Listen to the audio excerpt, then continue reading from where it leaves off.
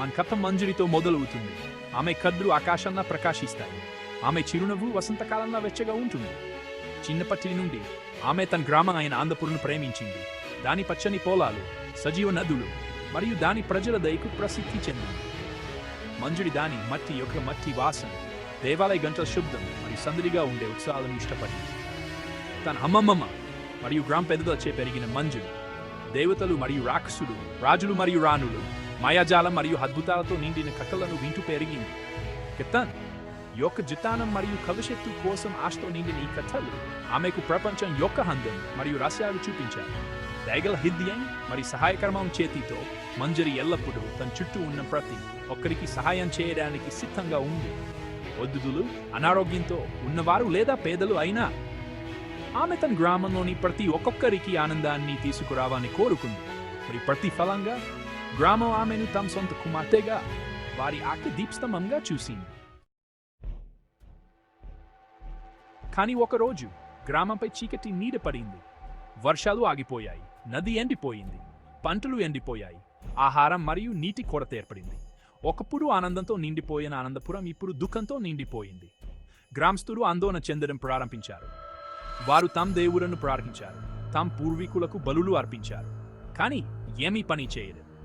కరువు తీవ్రమవుతున్న కొద్దీ గ్రామస్తుల ఆశ్చర్యించింది.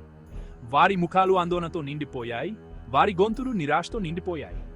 వారు తమ ఇళ్లలో కూర్చుని తమ విధిని అంగీకరించారు. అయితే వారి పిల్లలు ఆకలితో ఏడ్చారు మరియు వారి జంతువులు దాహంతో చనిపోయాయి. భూమి ఎడ్బిడ్డగా మారింది. తన తోటి గ్రామస్తుల బాధను చూసి మంజరి చాలా బాధపడింది. ఆమె సహాయం చేయాలని ఉంది, కానీ ఎలాగో తెలియదు.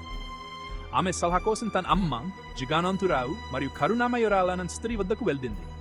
ఆమె అమ్మమ్మ తన బుత్తాత గురించి ఒక కథ చెప్పింది. ఆయన గ్రామానికి నాయకత్వం వహించి దాని ప్రజలను రక్షించాడు.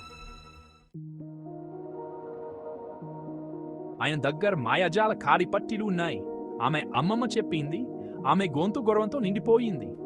ఈ కాలిపట్టీలు ఆయనను భూమితో సంభాషించడానికి, దాని రహస్యాలను వినడానికి, దాని శక్తిని ఉపయోగించుకోవడానికి అనుమతించాయి.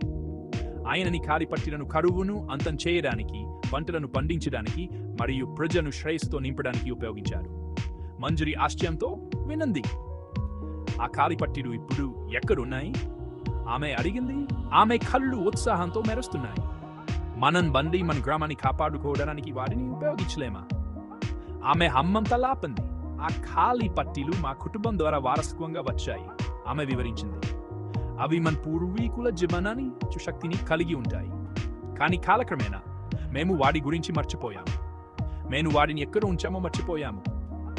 తన అమ్మమ్మ మాటలతో ప్రేరణ పొందిన మంజరి కాలిపట్టీలను కనుగొనాలని నిర్ణయించుకుంది. ఆమె పాత కుటుంబం చేస్త ద్వారా శోధించడం ప్రారంభించింది. తన పూర్వీకుల వస్తువుల ద్వారా ఓడిపోయడం, తనకు జాడ కోసం చూడడం, ఆమె తన గ్రామాన్ని కాపాడలేదని నమ్మింది.